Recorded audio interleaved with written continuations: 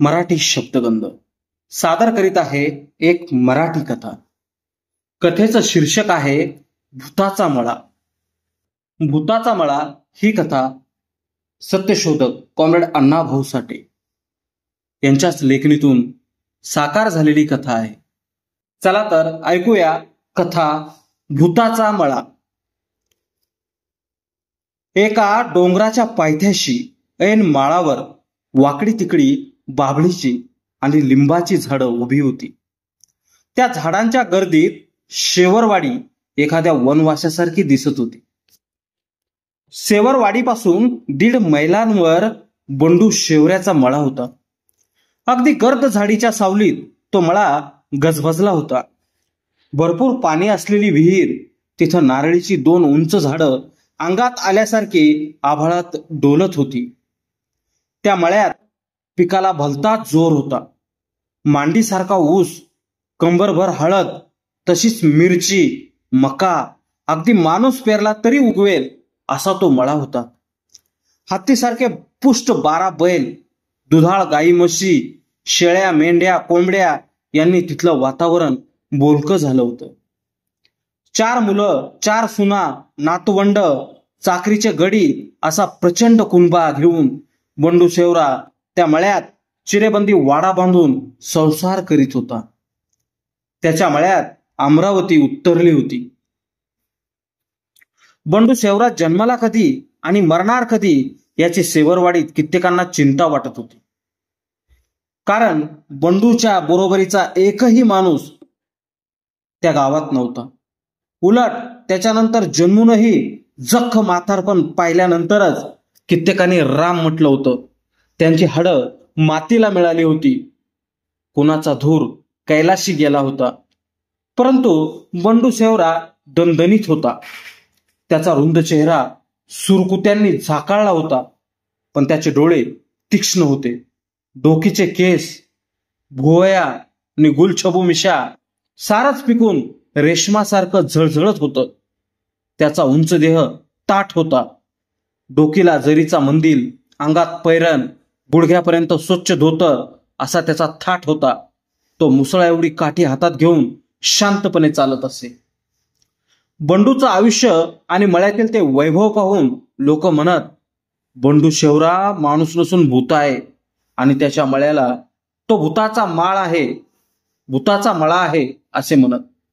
गावात बंडूविषयी अनेक कथा, दंतकथा रूढ झाल्या होत्या। त्या तोंडातोंडी झाल्या होत्या। बंडू दिसताच लोकांना भूताची आठवण होऊन त्यांच्या डोकीत भूत थैमान घालीत असे। काही बोलकी माणसं दुसऱ्याला बसवून एक कथा सांगत। पुष्कळ दिवसांपूर्वी बंडू शेवरा गरीब होता। तो आपल्या शेतात खोप करून राहत होता। तो आणि त्याची बायको लोकांचा रोजगार करून पोट भरत असत। एके दिवशी बंडू लोकांचं गवत कापीत होता। त्याची बायको खोपीत भाकरी करीत होती। थंडीचे दिवस होते। दवानं गवत भिजलं होतं। बंडूचा विळा सारखा चालत होता। त्यानं एक मूठ धरून विळा चालवला आणि त्या मुठीतून एक अस्सल नाग कापून ओढला गेला। मुठीतील सापानं बंडूला कडाडून चावा घेतला। साप चावल्याबरोबर बंडू घाबरला। त्यानं बोंब ठोकली। लोक धावले। त्याची बायकोही ऊर बडवीत आली। 4 लोकांनी धावपळ केली, औषधं आणली, मुळ्या वाटून चारल्या, पण गुण आला नाही। बंडूनं डोळे झाकले। मला माझ्या बांधाला पुरा अशी त्यानं मरण्यापूर्वी विनंती केली। मग लोकांनी बांधाला गोर काढून बंडूचं मडं गोरीत घातलं आणि माती लोटण्यापूर्वीच बंडूनं डोळे उघडले। तसे लोक चकित झाले। मेलेला बंडू शेवरा उठला। सर्वत्र आरोळी झाली। बंडू जिवंत झाला।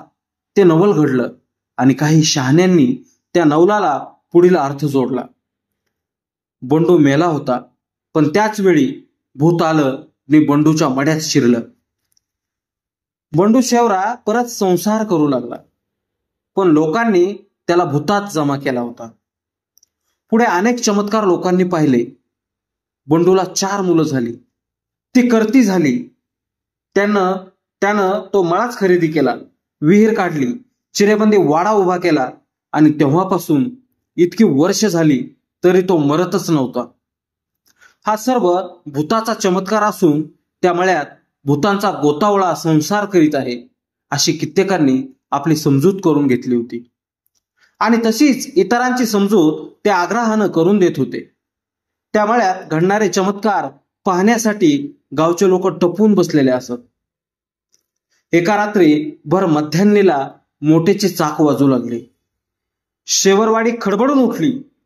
बंडूच्या मळ्यात अपरात्री मोठ झुंपलेली पाहून पुन्हा लोकांची खात्री झाली की हे काम फक्त भूतच करू शकतं. एकदा अशीच मध्यरात्र झाली होती. सर्वत्र अंधार दाटला होता. शेवरवाडी निपचित पडली होती. घरोघर माणसं घोरत होती. त्यांच्या झोपेचा भर चालला होता. एकाएकी नाना खोताला जाग आली आणि तो दारात आला. तशी त्याची नजर चटकन भूताच्या मळ्याकडे वळली. तिथं त्याच्या दृष्टीत जे दिसलं ते पाहून तो चकित झाला. त्या मळ्यात अनेक मशाली पेटल्या होत्या. उग्र प्रकाशाने मळा उजळला होता. अनेक जाळांचा एकच जाळ होऊन झाडं झुडपं स्पष्ट दिसत होती. कित्येक माणसं बोलावीत तसा गलबला वाढला होता.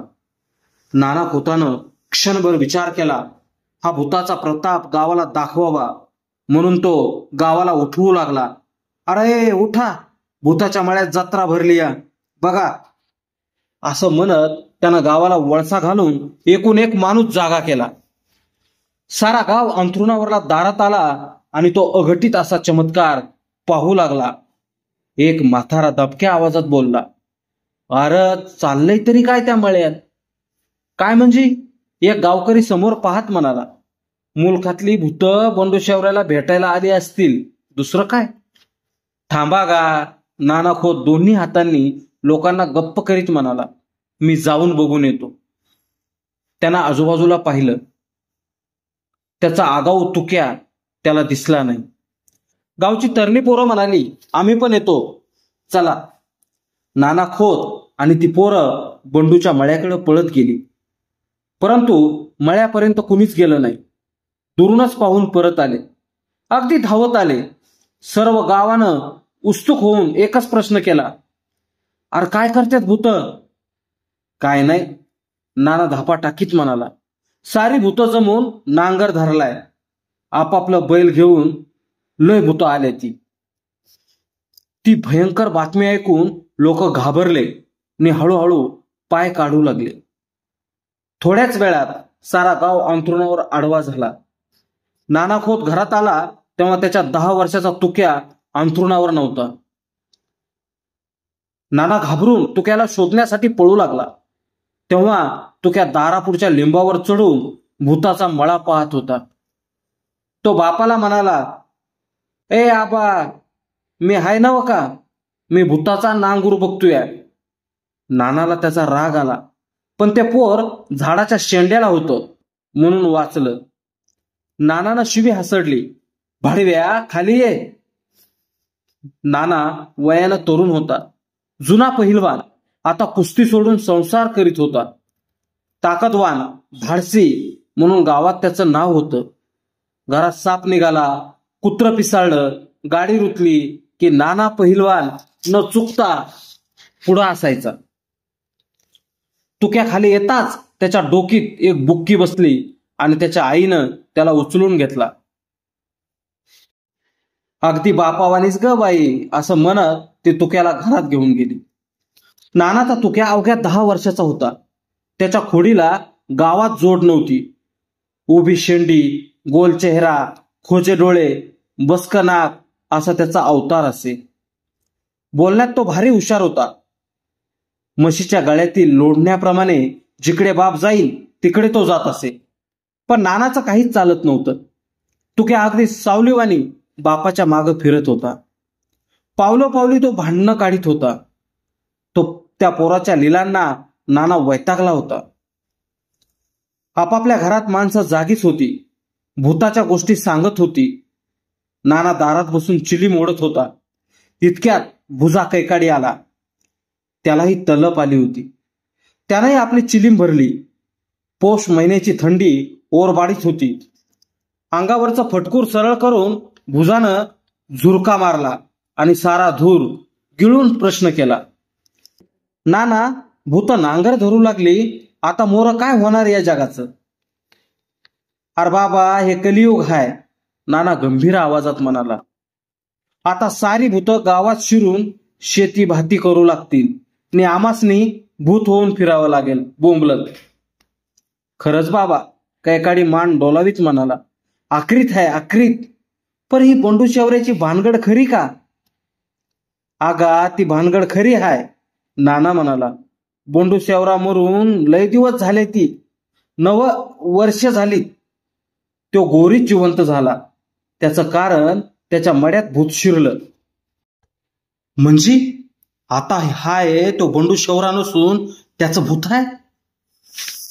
मग एखाद्या दिवशी हे भूत शेवरवाडी भरून का टाकील? कैकाडी घाबरून म्हणाला. तेव्हा त्याला धीर देत नाना म्हणाला, तसं बिसं काही होणार नाही. ते भूत आता माणूस झालंय म्हणून ते गावाला हात लावणार नाही. म्हणजे तरी बरं. भुजानं सुटकेचा निश्वास टाकला आणि जंग टाकायला तो निघून गेला. तुक्या जागाच होता, पडून सारा ऐकत होता. कैकाडी जाताच तो म्हणाला, आबा, भूत गरीब असतं नाही का? तुक्याच्या शब्दांनी नाना दचकला. क्षणात त्याला तुक्याचा राग आला. एक दणका द्यावं असं वाटून त्यानं मूठ वळवली, पण परत राग आवरला. मनातल्या मनात चरफडत त्यानं अंग टाकलं. तो फाल्गुन महिना होता. दिवस मावळत होता आणि त्याच घडीला चंद्र उगवत होता. पुनवेची रात्र उमलत होती. रानात गुऱ्हाळ लागली होती. लाकडी घाणे हुंकारत होते.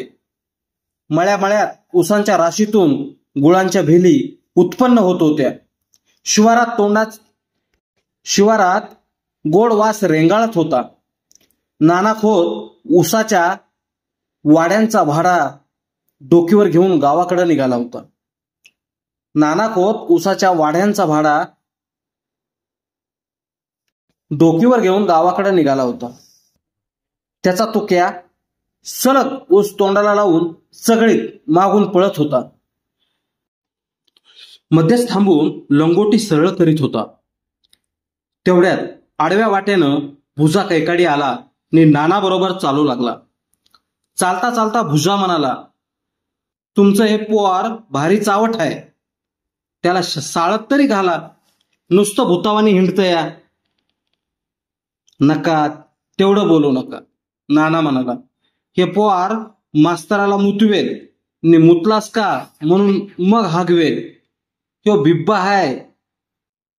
ते बोलत गावदरीला आले. त्याच वेळी गावाकडून बंडू शेवरा आला. त्याला पाहून नाना ने भुजा दचकले. नानानं थांबून रामराम केला. बंडू म्हणाला, आज मळ्यात डावरा हाय. आजपासनं माझं गुऱ्हाळ उभं राहतंय. 5 बकरं मारले ती. तवा जेव्हा या, गावाला अवतान देऊन आलोय.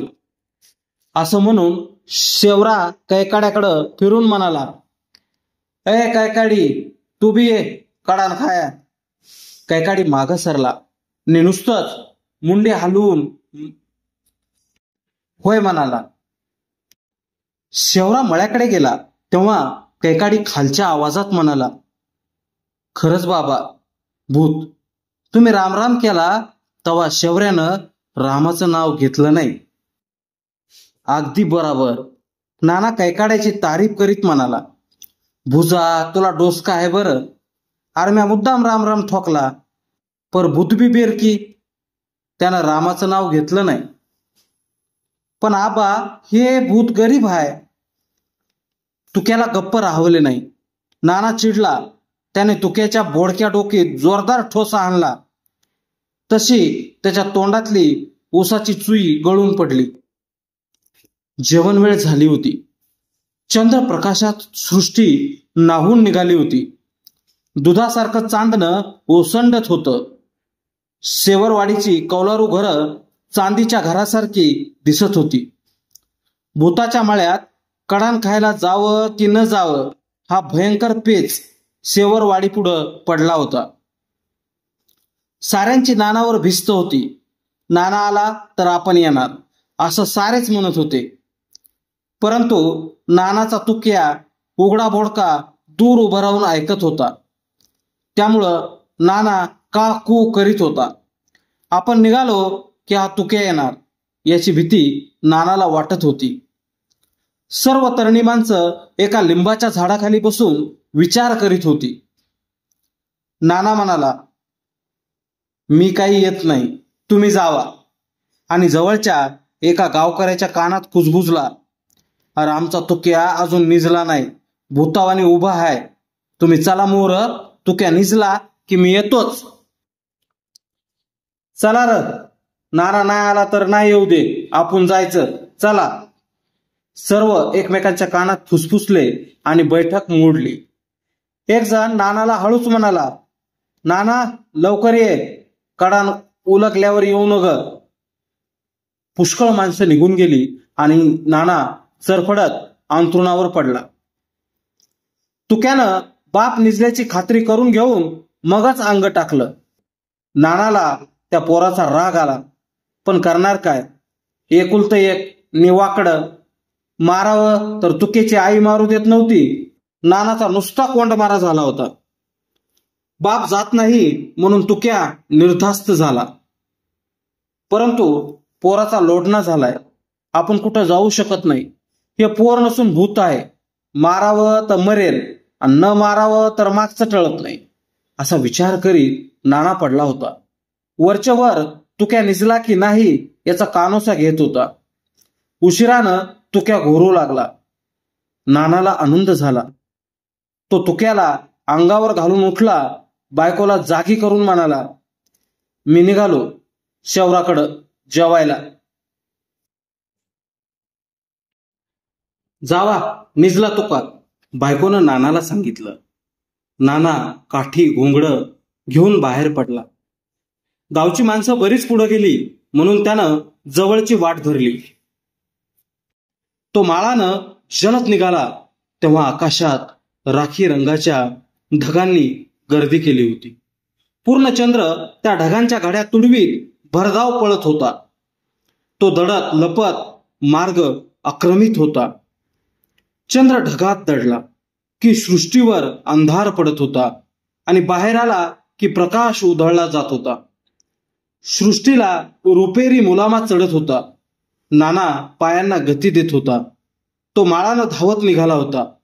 क्षणोक्षणी तो आपला वेग वाढवित होता. चालता चालता त्याच्या डोकीत भूताचा विचार जागा झाला आणि हळूहळू वाढू लागला. थोड्याच वेळात त्या विचारानं अक्राळ विक्राळ स्वरूप धारण केलं. भूत अनंत रूपी असतात.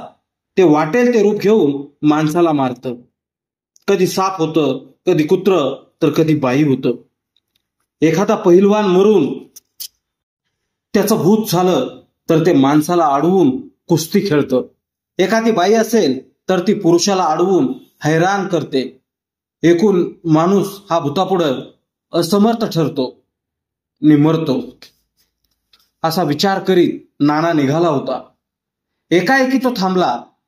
त्यानं हळूच वळून पाहिलं. पाठीमागच्या लवणाच्या माथ्यावर एक कुत्र दिसलं. ते कान टवकारून नानाकडे पाहत उभं होतं.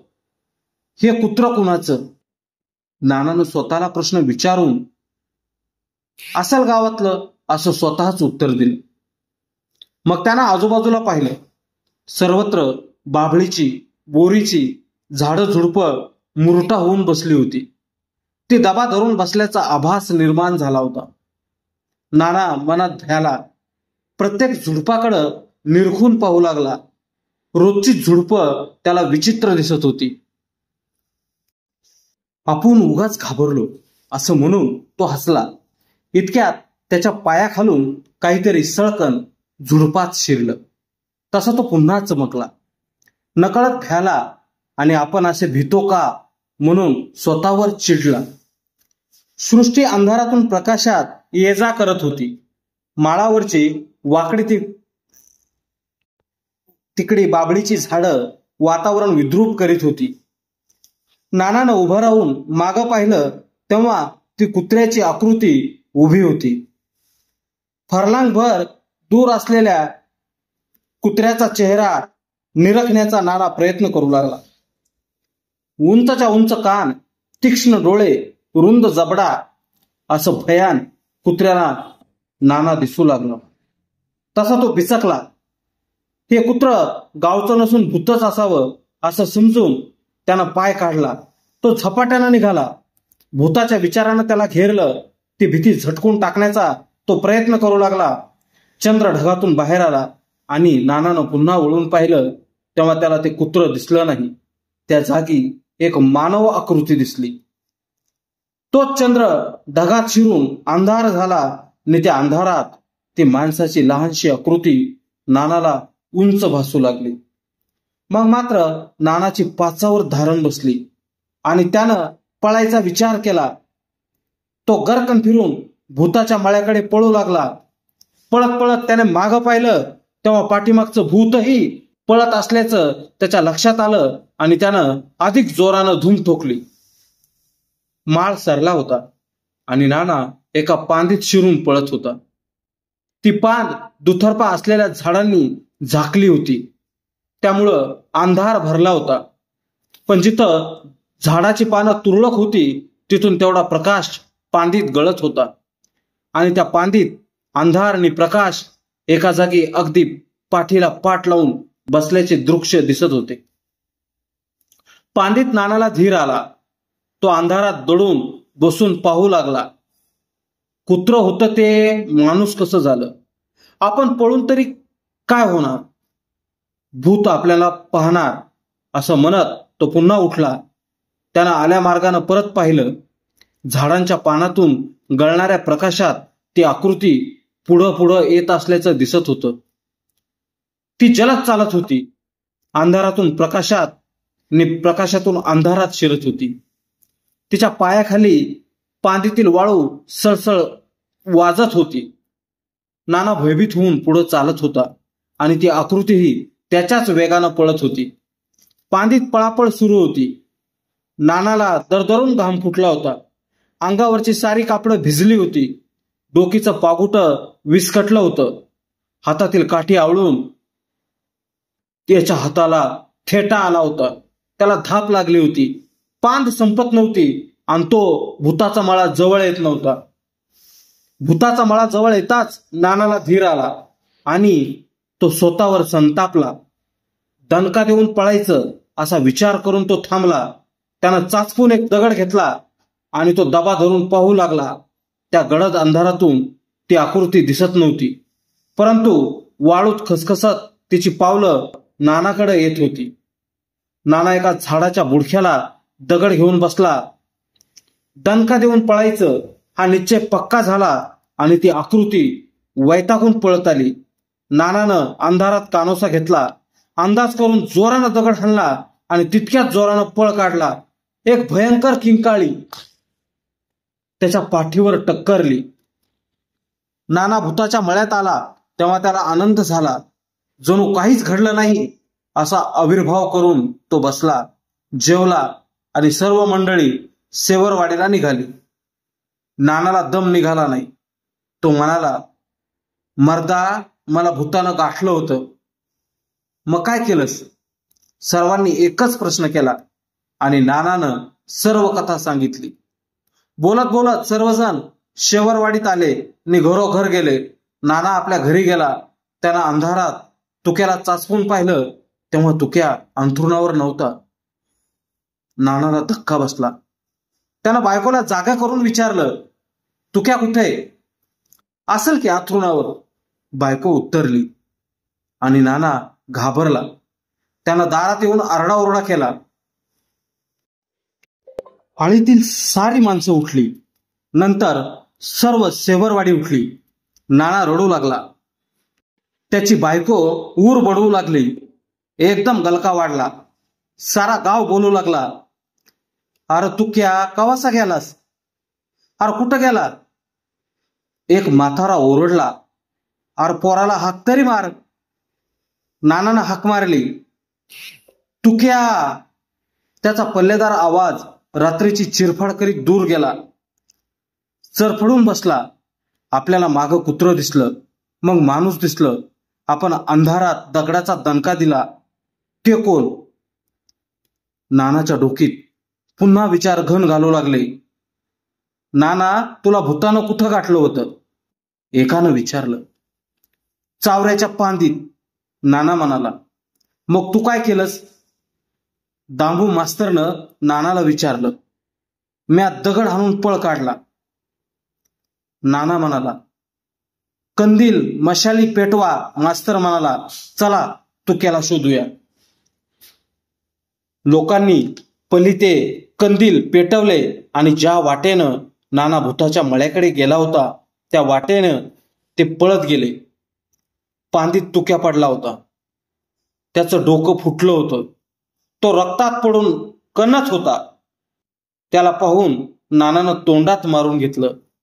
मास्तर म्हणाला, त्याला गावाकडे पळवा, तो जिवंत आहे. तुक्या मरता मरता वाचला आणि तुक्याच्या जाचातून नानाची सुटका झाली.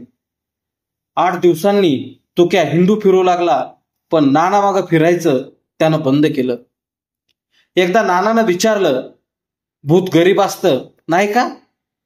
छा, भूत वंगाळ असतं. तुक्या उत्तरला आणि नाना हसला.